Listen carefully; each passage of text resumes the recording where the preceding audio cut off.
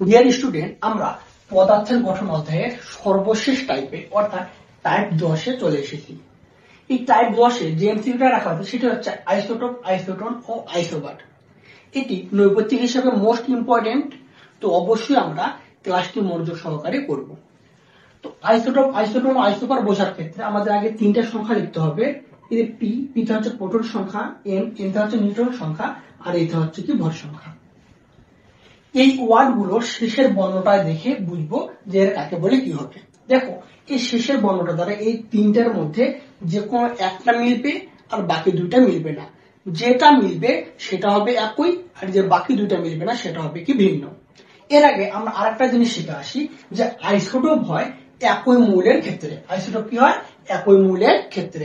আর isotone ও isobar হয় ভিন্ন ভিন্ন মৌলের ক্ষেত্রে।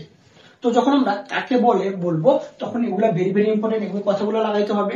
মনে রাখবো আমরা আইসোটোপ হচ্ছে একই মৌলের ক্ষেত্রে, আর আইসোটোন ও আইসোবার হচ্ছে ভিন্ন ভিন্ন মৌলের ক্ষেত্রে।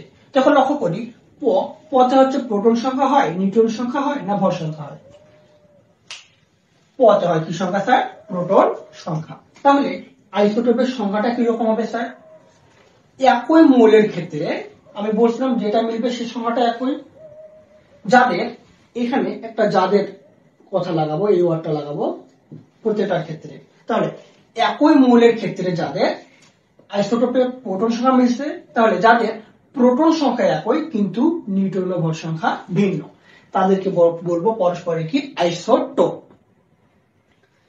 এই আইসোটোপের এখন উদাহরণ দেখব। আমাদের বইয়ে দেওয়া আছে হাইড্রোজেনের আইসোটোপের কথা।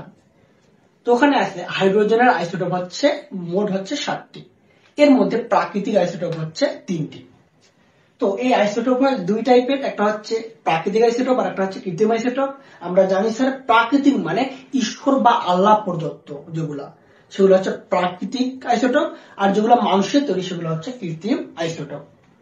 তো দেখো, এই আইসোটোপের সংখ্যায় আমরা দেখছিলাম কি সংখ্যা একই স্যার? প্রোটন সংখ্যা একই। এখন আমরা এই হাইড্রোজেন এখন উদাহরণ হিসেবে না ইউজ করে আমরা আলাদা ইউজ করি। এই যে কার্বন, হাইড্রোজেন, এই অক্সিজেন, এগুলো ইউজ করব। আমরা মনে রাখবো এই যে কার্বন, এই কার্বনের আইসোটোপ হচ্ছে 3টি। এগুলো আমাদের মনে রাখতে হবে যে কার্বনের আইসোটোপ হচ্ছে 3টি। এই যে কার্বন, কার্বন, কার্বন, কার্বনের পারমাণবিক সংখ্যা হচ্ছে 6, 6, 6। এখন কার্বন একটা হচ্ছে 6, 12, একটা হচ্ছে 6, 13, একটা হচ্ছে কার্বন 6, 14। এই যে বললাম কার্বনের যে 3টা আইসোটোপ, এই হচ্ছে কার্বনের 3টা আইসোটোপ।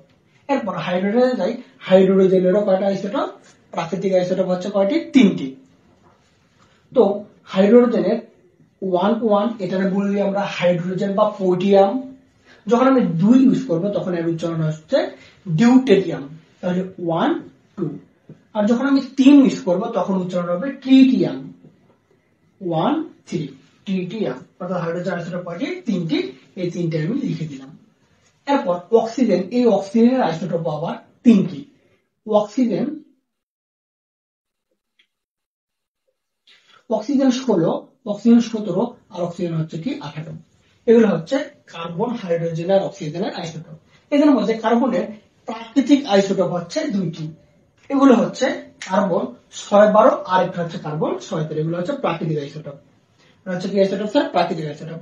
আর হাইড্রোজেনের এই 3টা হচ্ছে কি প্রাকৃতিক আইসোটোপ। এখন দেখো, এগুলা বাদে আরো আইসোটোপ রয়েছে মৌলের, যেমন ক্লোরিন। এই ক্লোরিনের আইসোটোপ হচ্ছে 2টা, ক্লোরিন হচ্ছে 35 আর ক্লোরিন হচ্ছে 37। এই ক্লোরিনের নৈপত্তিক খুব আসে পরীক্ষায়, যে বলে ক্লোরিন 35 এর শতকরা পরিমাণ কত পার্সেন্ট। আমরা মুখস্থ করে নিব কত পার্সেন্ট স্যার? 75%। আর ক্লোরিন 37 এর শতকরা পরিমাণ স্যার এই 25%। তা মনে রাখবো। আবার কপারেরও এরকম আইসোটোপ আছে, 2টা, কপার 63 আর একটা হচ্ছে কপার 65। এগুলো আমরা মুখস্থ করে নিব। এরপর দেখো আমরা আসি আইসোটোনে। আমরা জানি শেষের বর্ণটা যেটা হবে সেটা হচ্ছে একই, বাকি দুটো হচ্ছে ভিন্ন। শেষের ওয়ার্ডটা হচ্ছে কি ন থেকে প্রোটন সংখ্যা, নিউট্রনের সংখ্যা, নাকি ভর সংখ্যা? অবশ্যই কি সংখ্যা স্যার? নিউট্রন সংখ্যা।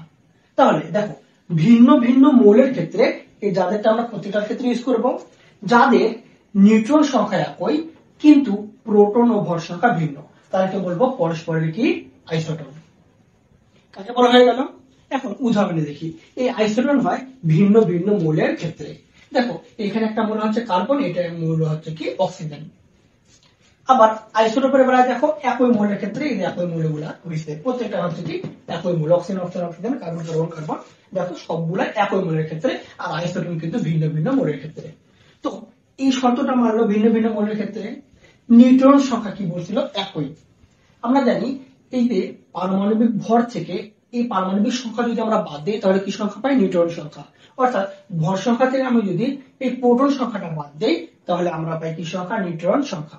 তাহলে দেখো এই মৌলের নিউট্রন সংখ্যা হচ্ছে কত? স্যার 8। আবার এই মৌলের নিউট্রন সংখ্যা হচ্ছে কত? স্যার 8। তাহলে দেখলাম নিউট্রন সংখ্যা একই। এখন দেখি ভর সংখ্যা আর প্রোটন সংখ্যা ভিন্ন আছে কিনা। দেখো আমরা জানি একটা মৌলের বাম দিকের উপরে থাকে কি সংখ্যা? ভর সংখ্যা। এই দেখো বাম দিকের উপরে ভর সংখ্যা কত? 14। এর ভর সংখ্যা হচ্ছে কত? 6। তাহলে স্যার দেখলাম এর 14 এর 16, তাহলে এটাও ভিন্ন ভর সংখ্যা। এরপর দেখি প্রোটন সংখ্যাটা ভিন্ন আছে কিনা। দেখো একটা মৌলের বাম দিকের নিচে থাকে কি সংখ্যা? স্যার প্রোটন সংখ্যা। দেখো এর প্রোটন সংখ্যা হচ্ছে 6 আর এর প্রোটন সংখ্যা হচ্ছে কত? স্যার 8। দেখো এখানে প্রোটন সংখ্যাটাও ভিন্ন। তাহলে এদেরকে আমরা পরস্পরে কি বলবো? আইসোটোন। স্যার এখন আমরা দেখবো আইসোবার। এই বারটা হচ্ছে কি সংখ্যা? স্যার ভর সংখ্যা। তাহলে ভর সংখ্যা একই, বাকি দুইটা ভিন্ন। অর্থাৎ সুন্দরভাবে যদি বলতে চাই তাহলে এমন হবে ভিন্ন ভিন্ন মৌলের ক্ষেত্রে যাদের ভর সংখ্যা একই, কি সংখ্যা একই? স্যার এই ভর সংখ্যা একই কিন্তু প্রোটন আর নিউট্রন সংখ্যা ভিন্ন, তাদেরকে পরস্পরের আইসোবার বলে। তো উদাহরণের দিক খেয়াল রাখি, এই আইসোবার এরা দুজনে পরস্পরের আইসোবার কিনা। এখানে বলছিল ভিন্ন ভিন্ন মৌলের ক্ষেত্রে। এখানে প্রথম মৌলটা হচ্ছে কার্বন, দ্বিতীয় মৌলটা হচ্ছে নাইট্রোজেন। তাহলে ভিন্ন ভিন্ন পরমাণু আছে স্যার? হ্যাঁ অবশ্যই ভিন্ন ভিন্ন পরমাণু এরা। এরপর দেখি যে বলছিল ভর সংখ্যা একই। আমরা জানি একটা মৌলের বাম দিকের উপরেটা হচ্ছে কি ভর সংখ্যা কত? 14। আর ওটার ভর সংখ্যা কত? 14। তাহলে এখানে ভর সংখ্যা কি আছে স্যার? একই আছে। তাহলে ভর সংখ্যা একই। আবার বলছিল প্রোটন আর নিউট্রন সংখ্যা কিন্তু ভিন্ন। প্রোটন সংখ্যা আমরা জানি একটা মৌলের বাম দিকের নিচে থেকে পারমাণবিক সংখ্যা, এই পারমাণবিক সংখ্যাকে আমরা বলি কি সংখ্যা? স্যার প্রোটন সংখ্যা। তাহলে এর প্রোটন সংখ্যা হচ্ছে 6, এর প্রোটন সংখ্যা হচ্ছে 7। দেখেন এইখানে স্যার 6 আর এখানে 7, তাহলে কি এই প্রোটন সংখ্যাও কি আছে? ভিন্ন আছে। এরপর দেখি কি নিউট্রন সংখ্যা। এখন আমি যদি 6 থেকে 14 লাগাল ধরি কত পাই আমি? স্যার 8। আবার 7 থেকে 14 লাগাল ধরলে আমি পাই কত? 7। আমরা জানি ভর সংখ্যা থেকে এই প্রোটন সংখ্যা বাদ দিলে আমরা পাই কি সংখ্যা? নিউট্রন সংখ্যা। তো এর নিউট্রন সংখ্যা পেলাম কত? 8 আর এর নিউট্রন সংখ্যা পেলাম 7। তাহলে এখান থেকে আমরা বুঝতে পারলাম এখানে নিউট্রন সংখ্যাও ভিন্ন। তাহলে এদের দুজনটাকে পরস্পরের আমরা কি বলবো? আইসোবার। এরপর স্যার এগুলো আমরা ভালো করে করব, করে ভালোভাবে বুঝে নোট করে নেব খাতায়। এটা এমসিকিউর জন্য ভেরি ভেরি ইম্পর্টেন্ট, অর্থাৎ মোস্ট ইম্পর্টেন্ট। অবশ্যই আমরা মনোযোগ সহকারে করব। আর টাইপ 10-এ আমি আরেকটা এমসিকিউর কথা বলবো, সেটা হচ্ছে আমাদের শরীরে অর্থাৎ মানুষের শরীরে ভিন্ন ভিন্ন 26 ধরনের মৌল পাওয়া যায়। কয় ধরনের স্যার? 26 ধরনের ভিন্ন ভিন্ন মৌল পাওয়া যায়। এগুলো হলো, যদি এগুলোর নাম বলতে চাই, এগুলো হলো আমাদের 1 থেকে 30 পর্যন্ত আমরা প্রত্যেকটি মৌল মুখস্থ করছি। এগুলোর ভেতরে বেশ কয়েকটি মৌল রয়েছে, বলতেছি আমি।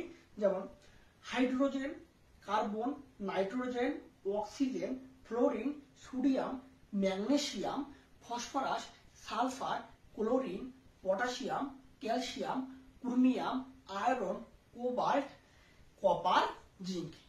এই 1 থেকে 30-এর মধ্যে এই 15 থেকে 17টা হচ্ছে মৌল আমাদের শরীরে পাওয়া যায়। তো একটু গেস করি কিভাবে পাওয়া যায়। যেমন আমি যদি অক্সিজেনের কথা বলি, আমরা শ্বাস প্রশ্বাসে কি গ্রহণ করি? অক্সিজেন গ্রহণ করি। তাহলে বুঝে গেলাম এই অক্সিজেন আমাদের শরীরে একটা প্রয়োজনীয় উপাদান, তার আমাদের শরীরে আছে। এরপর দেখেন নাইট্রোজেনের যদি কথা বলি, আমাদের শরীরের ভেতরে যে ডিএনএ আর আরএনএ আছে, এই ডিএনএ আর আরএনএ গঠনে এই নাইট্রোজেন গুরুত্বপূর্ণ ভূমিকা পালন করে। আবার এই যে একটা মৌল হচ্ছে ক্যালসিয়াম, এই ক্যালসিয়াম দাঁত এবং হাড়ের গঠনে গুরুত্বপূর্ণ ভূমিকা পালন করে। তো এই যে নিউজগুলা বা ইনফরমেশনগুলা আমরা ভালোভাবে মুখস্থ করে নেব।